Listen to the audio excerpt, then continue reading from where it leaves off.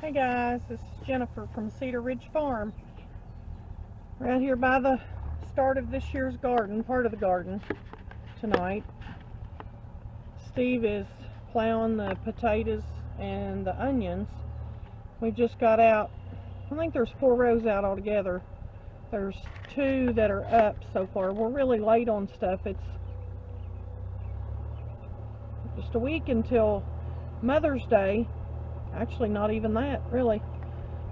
6 days. And usually after Mother's Day is when you can start putting out a lot of your garden. We normally put potatoes out on St. Patrick's Day, but we didn't get them out this time. We did get some out maybe a couple weeks after that, but it's just been really cold and rainy. So we've got the 2 rows of onions, which this one he's plowing now is really small. They went out later. And then the 2 rows of potatoes. And then over here to the tobacco sticks, or the sticks with the string, is I think another couple of, he put them out one day I wasn't out here, another couple of rows of potatoes. And that may be all the potatoes we put out this time. I don't know. We're going to try to scale back just a little bit on these gardens because it's a lot more than we can handle anymore. We kind of been absent for a while. We had a really busy year last year. Steve had a knee replacement in July, and then he had a lot of issues with that and ended up having to go back in November and have it redone. Not a total redo, but a partial redo of it. So that kind of put us down, and I was doing a lot of the harvest of the garden myself, so it was kind of hard to video, and we were just more focused on getting the stuff done. And then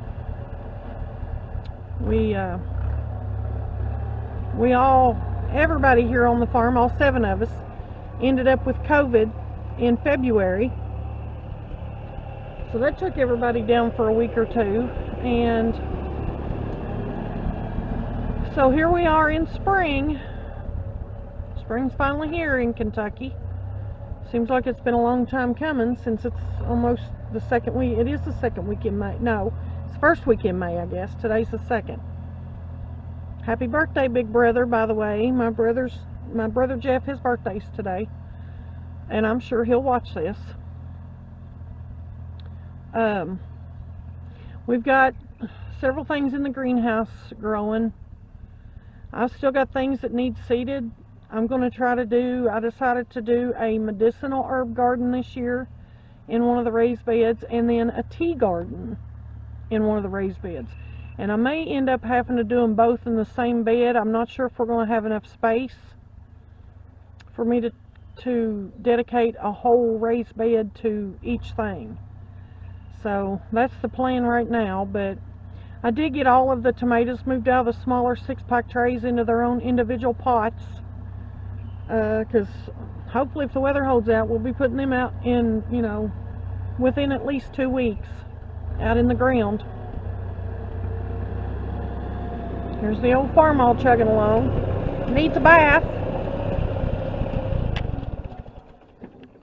So, easier than plowing tobacco. Whole lot less work than tobacco. Over here's, in the background over there, is the new garden shed Steve's working on. We'll have that to keep all of our supplies in. He's just got a little bit more to go. That's actually where he built the fire to cook down our maple syrup this spring. That's where it all got cooked down at, was out here. That way we had the building to get in if the weather was nasty, which it was pretty cold, I think.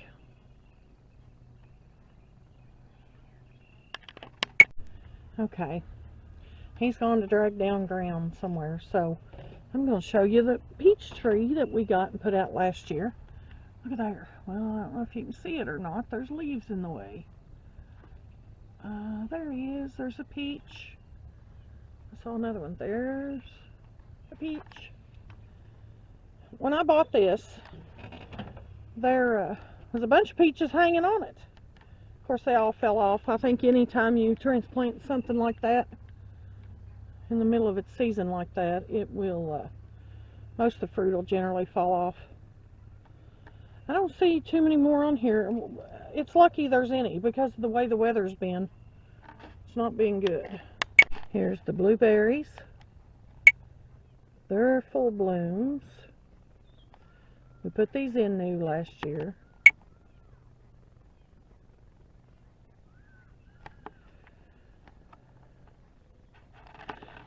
So we might get a few. These mostly go for the twins to eat. And this is our new apple tree we put out last year. And looks like we're going to have... I got a new camera and I'm not real good with this at this point. I haven't decided for sure if I'm even really going to like it. There's some apples. This is supposed to be a dwarf tree. I hope it puts off well. We don't really have a lot of luck with fruit trees here. We will see. Okay, here we are in the greenhouse. Hard to believe we use all these tomatoes, but we truly do. We use them all. Uh-oh, that looks like a bug bite. Could be some aphids or something. I don't know. It could be like a, I don't know, it could be like a scald from being watered. I'm not sure. I'm no professional. Boy, that one don't look too hot either. That looks like a German tomato. You can always tell the German tomatoes. Let me find them here.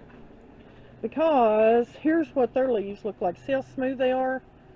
And they don't have as much of a ruffled edge as this. This is the Berry's Crazy Cherry. These are one of my favorites. This is a new one. This is a spoon tomato. I'm pretty excited about this one. This is Aunt Molly's ground cherry. I don't think that's what that is. That's what it was marked. But I don't think that, because here's what it looks like. Unless it's just not gotten big enough yet to look like this. Not sure. But we got several different varieties. I'm not sure how many. Here's the pork chop. This is Steve's favorite, I think. It's a yellow. We grow it every year. This is a new one. Dr. Witchy's yellow. That's a new one. The Kellogg's breakfast. That's a new one we're doing. Some of these are Kendall's. This is Kendall's broccolis. And these are her tomatoes, Cherokee purples. I'm not sure what those are. That could be peppers. I'm not sure. Here's the Rutgers. This is what I can. This is what we put out to put in the jar every year, are the Rutgers. And then we've got several watermelon beefsteak, and then these big pink cherry tomatoes. I keep saving seed out of those. That's something that we bought somewhere and really liked them, and I don't even know what the name of them are. So we just call them big pink cherry tomatoes. But they're good. They remind me of a German tomato, only they're like, you know, they're like a golf ball sized tomato, a ping pong ball or something like that. This is what we've got in here so far. They're all doing really well, and they're all dry. They really suck up the water. All these trays the bottoms were full of water last night. The pots are still damp, but it's going to be warm tomorrow, so they'll need more. That's how I keep them going through these hot days, is I fill these trays, the bottoms of these trays up with water, so they can pull that water up into them during the day. That way they don't get too dry, because it gets pretty hot in here. Here's my garlic this year. It's looking really good. We're anxiously awaiting the scapes. I'm not sure when they come out. Our first experience with those was last year, and I can't remember when they came out. But if you've never tried them, I think they only grow on hardneck garlic, and there's kind of a combination of both in there.